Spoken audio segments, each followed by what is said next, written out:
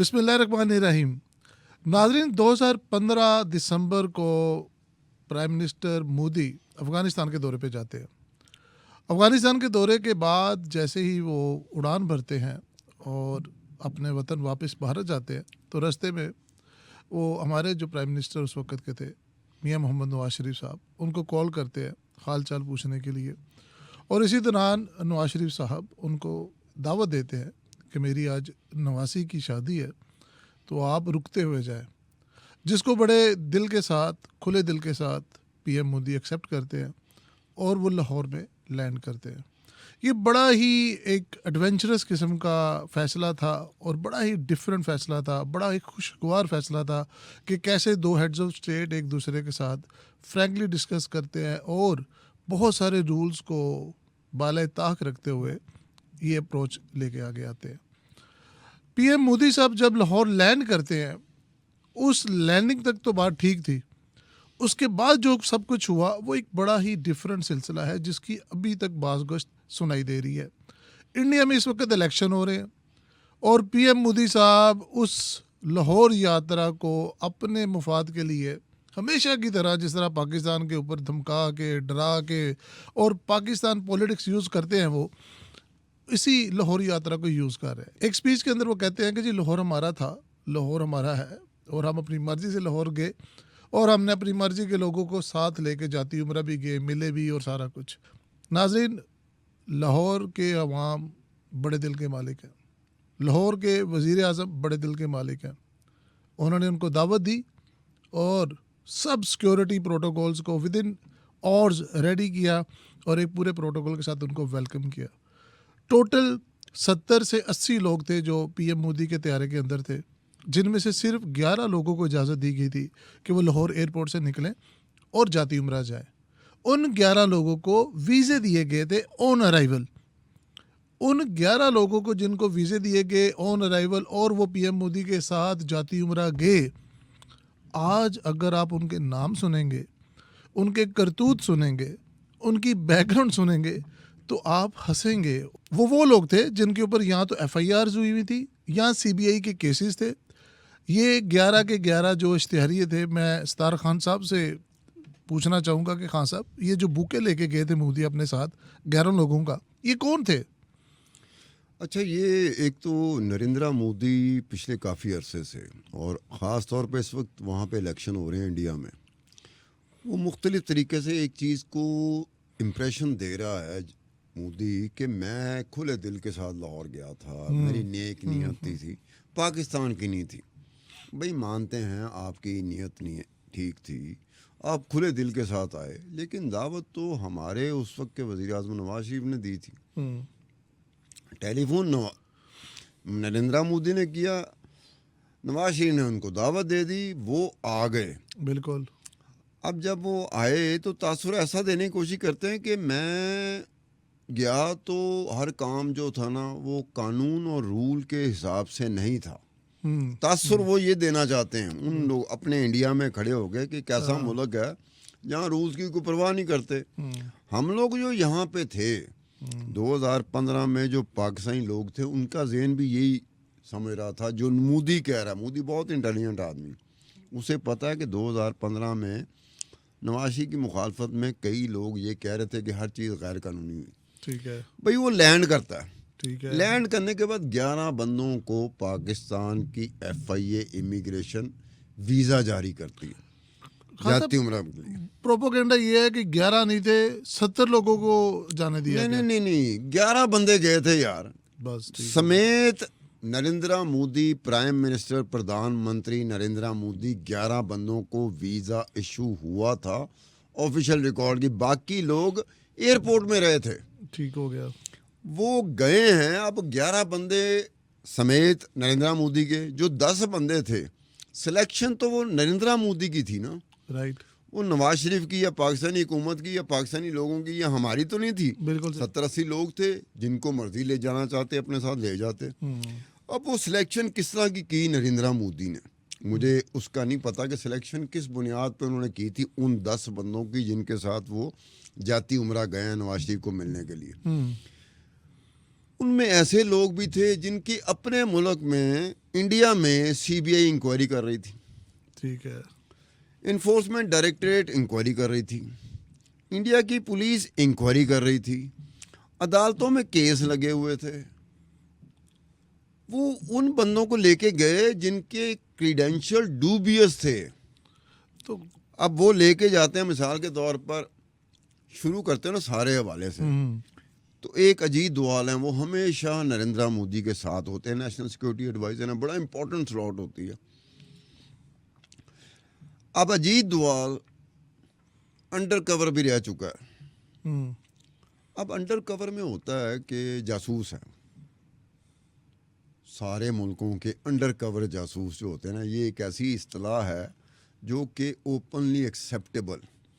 अगर हमारी एम्बेसी में कोई बंदा बैठा हुआ है, पाकिस्तान में किसी गैर मुल्की एम्बेसी का बंदा बैठा हुआ है, अंडर कवर है, हमें पता भी चल जाए, तो हम इंतज़ार करते हैं कोई ऐसी चीज़ हो ताकि हम कोई रिक्वेस्ट कर सकें कि यार ये कैसा बंदा भेजा हुआ है। बिल्कुल ठीक है। वरना उसका टेन्योर गुजर जाता है, हम कुछ भी नहीं कर सकते। ऐसे ही है, बिल्कुल ऐसे ठीक है ना। तो ये अजीत दोवाल भी अंडर कवर रहा, और अजीत दोवाल वो बंदा है जो कि ऑपरेशन ब्लू स्टार, ये संत जरनैल सिंह भिंडरावाला था, जो खालिस्तान मूवमेंट का खालिक है ना। जी जी। खालिस्तान मूवमेंट जो 80s में चली थी, उसका जो खालिक था वो संत जरनैल सिंह भिंडरावाला था, ठीक है। जिसने गोल्डन टेम्पल में पनाह ले ली थी, इंदिरा गांधी की हुकूमत थी।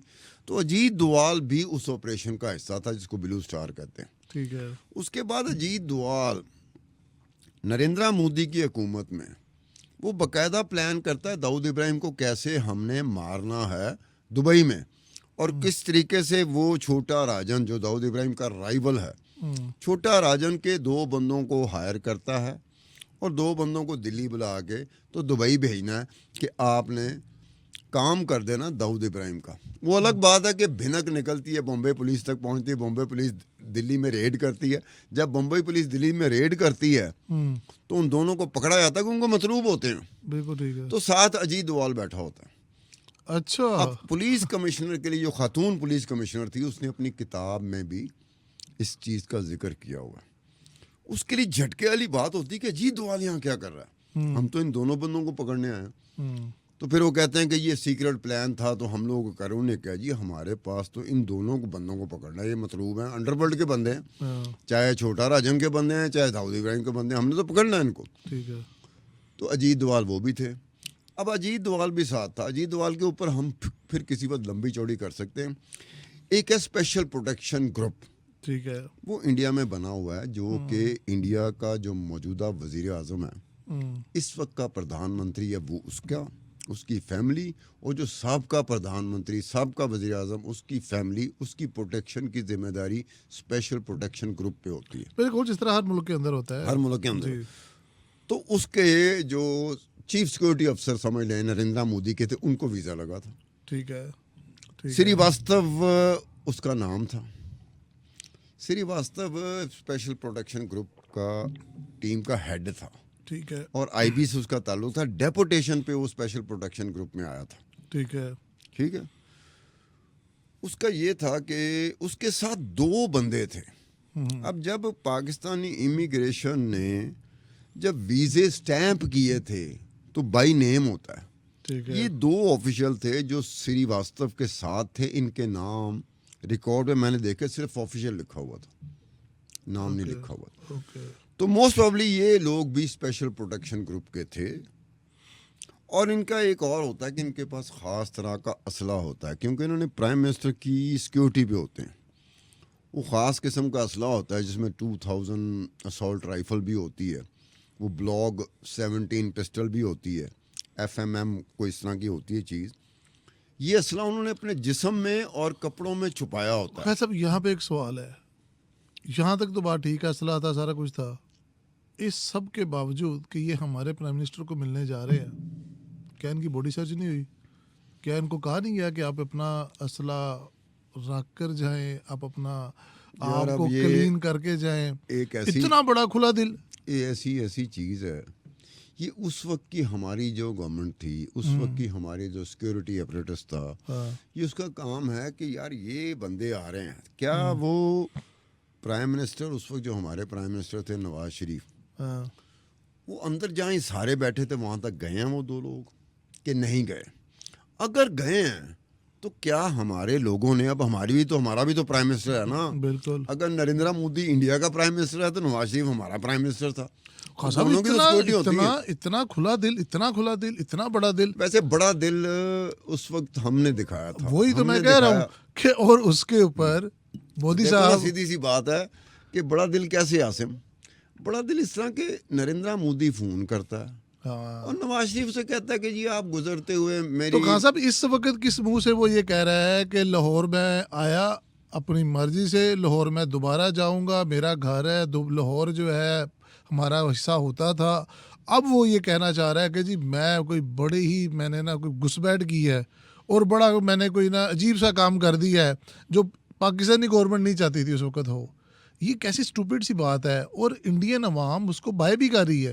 देखें, इलेक्शन इंडिया में हो, इलेक्शन पाकिस्तान में हो, जिसने वोट लेने होते हैं ना, नरेंद्र मोदी इस वक्त वोट ले रहा है। ये नरेंद्र पॉइंट है। मोदी की जो जमात है बीजेपी, वो वोट लेना चाह रही है। अब वो एक तासुर ऐसा देना चाह रही है कि मैं दंदनाता फिर रहा था। अब देखो, हमारा मुल्क हो चाहे उनका मुल्क हो, अगर हम झूठ में ये बताया ना मैं बड़ा दिलेर हूं, मैंने कोई रोक नहीं सकता, मैं ठुड्डे मार के जाना, लोग की पसंद करते हैं। लोग तहजीब वाले बंदे को नहीं पसंद करेंगे कि सर मैंने इजाज़त ली, मैं ऐसा तो उन्होंने कहा क्यों या बंदा इजाज़त मांगता है, सही। तो ये वो कर रहा है। अब ये देखो ना, अब एक मध्य प्रदेश का चीफ मिनिस्टर उस वक्त का, जो 3 मरतबा मध्य प्रदेश का चीफ मिनिस्टर रह चुका है,